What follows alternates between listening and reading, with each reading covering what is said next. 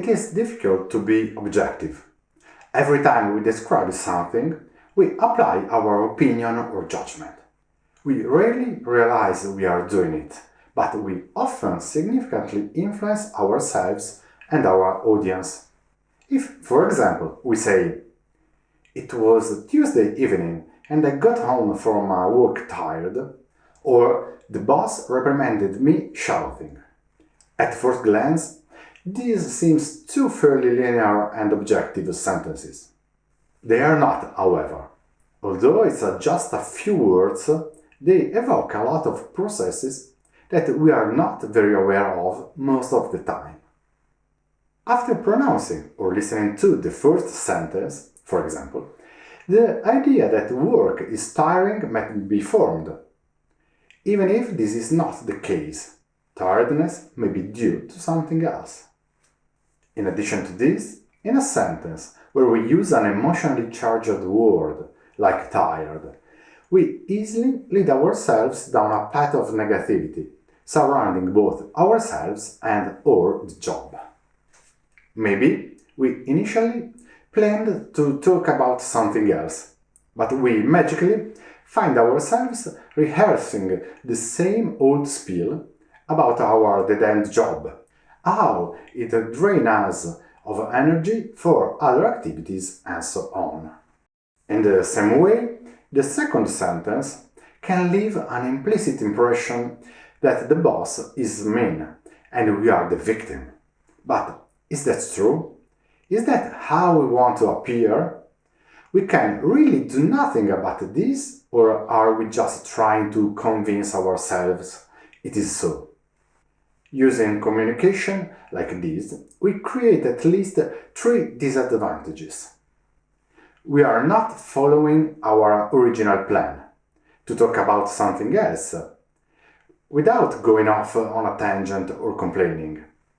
Our end objective also loses effectiveness, whatever it originally was. 2. We focus our mind on negative thoughts and on a condition that highlights only passivity and impotence. 3. We reinforce a negative image of ourselves in our audience too.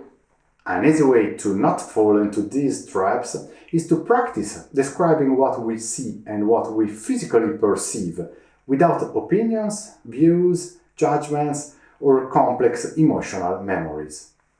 Let's use a practical example. The word tired can be swapped with the matching physical description, such as weak legs, difficulties concentrating, the relief of getting on the train and resting. In the same way, a verb like reprimand, which implies a specific intention and interpersonal dynamic, could be replaced by more contextualized and neutral descriptions, such as "he explained how to perform my job to his satisfaction." Shouting can also be declined into the different pitches of tone of voice, such as "he raised his voice," "he spoke faster than usual," and so on. This exercise helps clean out prejudice and judgment. It stops us from falling into emotional torment and the perception of unchangeable negative conditions.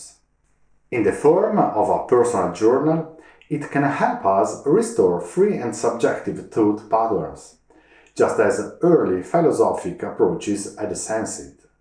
Applied to the stories that we tell, the way we present ourselves, what we say during meetings or events, it becomes a system to be more credible and coherent. With this approach, we practice firsthand one of the key dogmas of good narrative writing. Don't say that your characters are good. Make them show it.